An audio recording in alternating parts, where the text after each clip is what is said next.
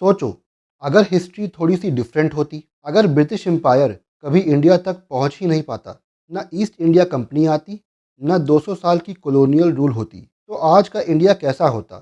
क्या इंडिया आज super power होता, या फिर छोटे छोटे किंगडम्स में डिवाइडेड होता? और सबसे शॉकिंग बात, हो सकता है कि दुनिया का सबसे पावरफुल कंट्री इंडिया ही होता। लेकिन स्टोरी इतनी सिंपल नहीं है। चलिए इमेजिन करते हैं एक ऑल्टरनेट टाइमलाइन कि अगर ब्रिटिश इंडिया में नहीं आए होते तो क्या होता। सन 1700 में इंडिया दुनिया की सबसे रिच रीजन्स में से एक था। इंडिया का शेयर वर्ल्ड इकोनॉमी में लगभग 23 से 25% था। Textile industry, spices trade, metal work और एग्रीकल्चर इतना स्ट्रांग था कि यूरोपियन ट्रेडर्स इंडिया आना चाहते थे। लेकिन इमेजिन करो, अगर ब्रिटिश ईस्ट इंडिया कंपनी कभी पावरफुल ना बनती, तो इंडिया पर रूल करने के लिए कोई ब्रिटिश एम्पायर नहीं होता। उस टाइम इंडिया में ऑलरेडी कई पावरफुल किंगडम्स थे। Maratha empire, Mysore kingdom, Sikh empire, Hyderabad और मुगल एम्पायर का रिमेनिंग इन्फ्लुएंस था। तो क्या होता? सबसे पहले इंडिया एक सिंगल नेशन स्टेट नहीं होता, बल्कि यूरोप की तरह मल्टीपल पावरफुल कंट्रीज बन जाते, जैसे Maratha confederacy, Sikh kingdom, south Indian kingdoms. ये सब एक दूसरे के साथ अलायंस और वॉर करते रहते, वैसे ही जैसे यूरोप में फ्रांस, जर्मनी और स्पेन करते थे। सबसे बड़ा डिफरेंस होता पॉलिटिकल मैप में।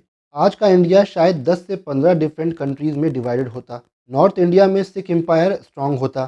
सेंट्रल और वेस्टर्न इंडिया में मराठा पावर डोमिनेंट होती।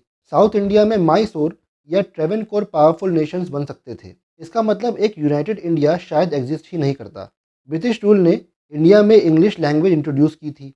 अगर ब्रिटिश नहीं आते तो इंग्लिश शायद इंडिया में इतनी कॉमन नहीं होती। एजुकेशन सिस्टम्स संस्कृत, पर्शियन और रीजनल लैंग्वेजेस पर बेस्ड होते, और हो सकता है इंडिया का कल्चरल इन्फ्लुएंस और भी स्ट्रांग होता। इंडियन टेक्सटाइल्स, आर्ट और साइंस ग्लोबल लेवल पर डोमिनेट कर सकते थे। बॉलीवुड की जगह शायद different regional film industries global level पर फेमस होती। सबसे इंटरेस्टिंग चेंज इकोनॉमी में होता। ब्रिटिश रूल के टाइम इंडिया की इंडस्ट्रीज कोलैप्स हो गई थी। टेक्सटाइल इंडस्ट्री, जो वर्ल्ड लीडर थी, वो ऑलमोस्ट डिस्ट्रॉय हो गई थी। लेकिन अगर ब्रिटिश रूल नहीं होता तो इंडिया की लोकल इंडस्ट्रीज कंटिन्यू ग्रो करती। हो सकता है कि इंडस्ट्रियल रिवोल्यूशन का एक वर्जन इंडिया में भी स्टार्ट हो जाता। और इमेजिन करो, मुंबई, सूरत और कोलकाता जैसे पोर्ट्स ग्लोबल ट्रेड हब्स बन जाते।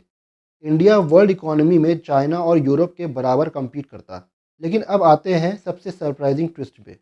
अगर ब्रिटिश इंडिया को कॉलोनाइज नहीं करते तो एक और चीज़ भी नहीं होती, इंडियन इंडिपेंडेंस मूवमेंट। और अगर इंडियन इंडिपेंडेंस मूवमेंट नहीं होता तो शायद इंडियन नेशनलिज्म भी डेवलप नहीं होता। इसका मतलब इंडिया एक यूनाइटेड आइडेंटिटी बन ही नहीं पाती। और हो सकता है कि आज का साउथ एशिया यूरोप की तरह डजन्स कंट्रीज़ में डिवाइड होता।